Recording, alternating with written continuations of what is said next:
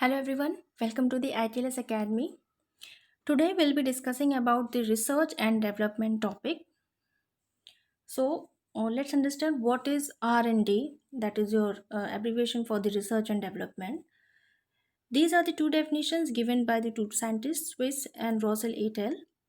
According to Swiss, in 1992, R&D is the purposeful and systematic use of scientific knowledge to improve man's lot even though some of its manifestations do not meet with the universal approval. And according to Russell et al. In 1991, he developed a definition to develop new knowledge and apply scientific or engineering knowledge to connect the knowledge in one field to that in others. So were the two definitions in the language with the R&D. Let me tell you in the simple words that it is a creative work undertaken on a systematic basis in order to increase the stock of knowledge, including your search of a new molecule, synthesis and modification of known molecules, or some methods to increase production rate by adopting different techniques. So this is what, according to me, the R&D, the research and development, is means. Let's see the introduction. The R&D process is benefiting from the expanding knowledge base and from the increasing contributions from robotics and automation, informatics and bioinformatics, equipment development, and the outsourcing of the key processes, consolidation of the regulatory environment. R&D can be defined as any project to resolve scientific or technological uncertainty aimed to achieving an advance in science or technology. Those who are working in R&D pharmacy are termed as scientific scientists with greater responsibilities and sharp knowledge. Because of involvements in TRIPS, that is your trade related aspects of intellectual property right, an international agreement administered by the World Trade Organization that sets down minimum standard for many forms of intellectual property regulation, mainly product patent by India in 1995. Now R&D becomes essential need for pharma company to survive in the market. R&D pharmacist in the pharmaceutical industry spends 29% of their time doing research. This is followed by 16% of their time spent on the project management, 15% of their time of department management activity, and 9% of personnel management and 5% of the data management. R&D activities may take on many forms ranging from the development of new chemical drug entities to the evaluation of existing products for alternative indications.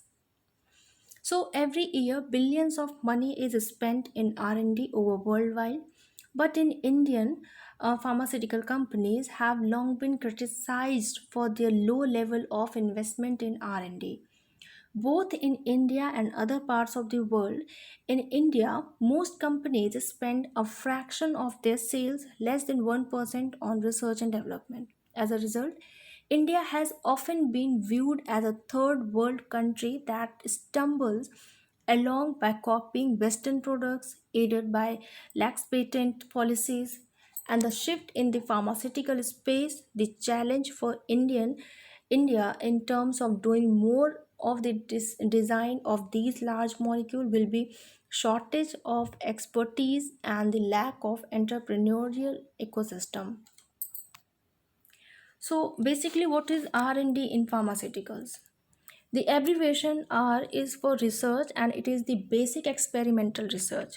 Example, it helps in the identification of possible chemical compounds, theoretical mechanism, and also available. It is done in the universities and research institute. Your development includes the exploitation of your discoveries. Mainly, it occurs in your private sector. Proof of concept, you have to give Safety testing, for example, if you are discovering for the drug, then you have to concern with the safety. And also the delivery mechanism, example, how to administer a drug. Okay, now let's understand how it works. Okay, what is the R&D department? The research and development. The research and development aims to create new technology or information that can improve the effectiveness of the product or make the production of the products more efficient. Let's understand how it works. For example, if we take the pharmaceutical company, let's say company XYZ is a pharmaceutical company that produces pain relieving medication. This XYZ has several competitors, so the efficient production of the medication is essential for it to maintain or expand its share in the market. Now, in order to continue to produce effective medication, XYZ needs to allocate much of its resources, both financial and human, and to do the development of more effective pain relieving medication. Use of these resources is called as your research and development. Okay, let's see the R&D operational activities, or we can say it is the main components. So it includes your basic research, where work of general nature intended to apply to a broad range of users or to new knowledge about an area. It includes your it is general in nature and applied to broad range of user, and it is applied in universities and large corporations and new scientific discoveries. For example, any drug discovery, your antibiotic, or any type of medicines, for taking your current in scenario of the coronavirus, for if it happens any development of COVID vaccine, then also it is your basic research. Next is your applied research, where work involving apply existing principles to find new solutions. Application of the science, and it is a moving basic research towards new product. For example, Dyson vacuum cleaner. Next is your development. The development application of known facts and theories to solve a particular problem through exploratory study. It focuses on the products and commercializing these, and it also focus on several prototypes may be developed, design improvement occurs, and trial modification improvement could be occur in the development in the pre-existing compounds. Next is your the technical service. It relates with the cost and performance improvement to existing products, processes, or system, and the marketing consideration and modification of a specific to improve cost. Your R&D involves your biology, medicine, and genetics area, preclinical and clinical development processes, pilot plants, engineering, fermentation process development.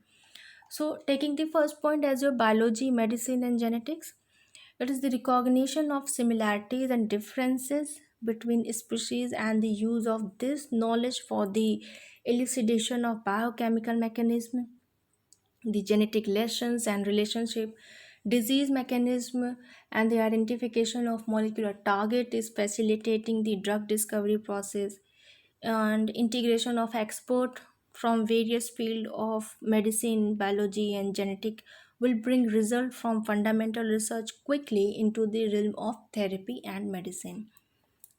Next point is the preclinical and clinical development.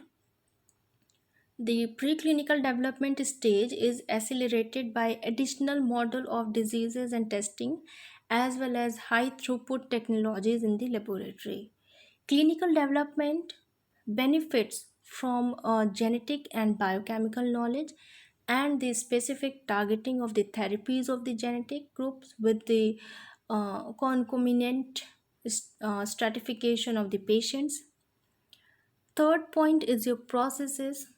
The classical method of chemical and fermentative synthesis and purifications augmented by the powerful genetically modified cellular system of the production and by transgenic animals and also by the plants as well as by sophisticated techniques of synthesis which for analysis purification such as chiral catalyst or microreactor and a process intensification.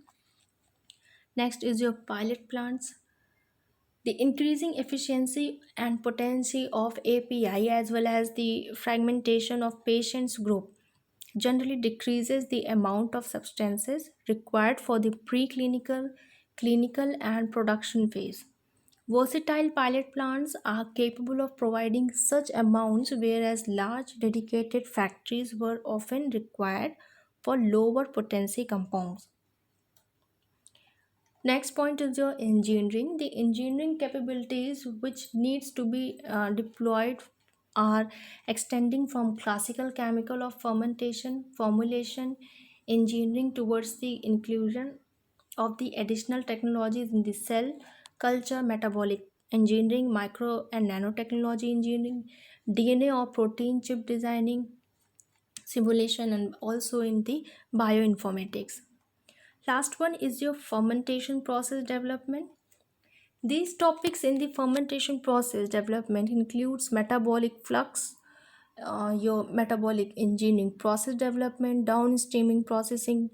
Recent advances in metabolic engineering have led to the development of new methods for the synthesis of novel molecules, for improvement of production of existing compounds and improved degradation of recalcitrants, introducing new pathway in host organism, demand coordinated expression of the gene that encodes the enzyme, tight control over gene expression, and consistent expression in all cells.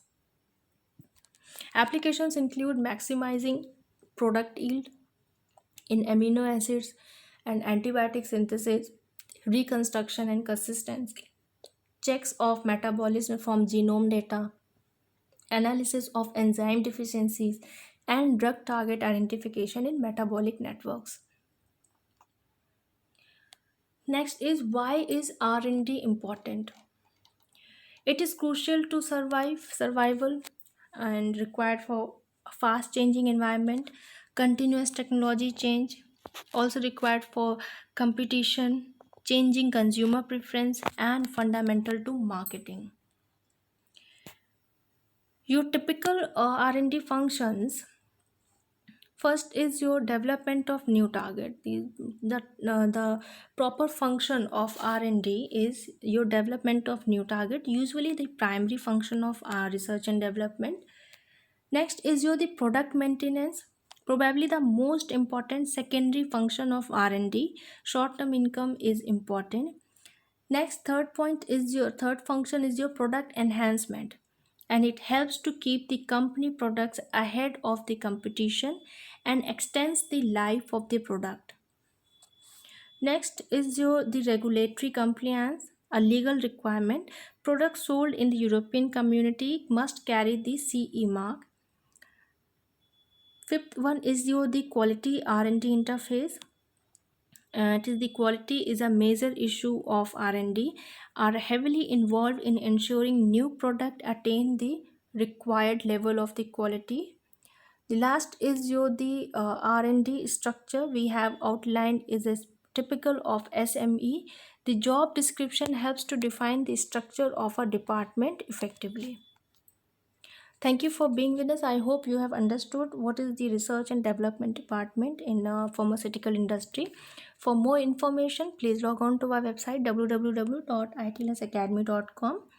You can also follow us on Instagram, Facebook, Twitter, WhatsApp, LinkedIn, and just do not forget to subscribe our channel ITLS Academy at YouTube.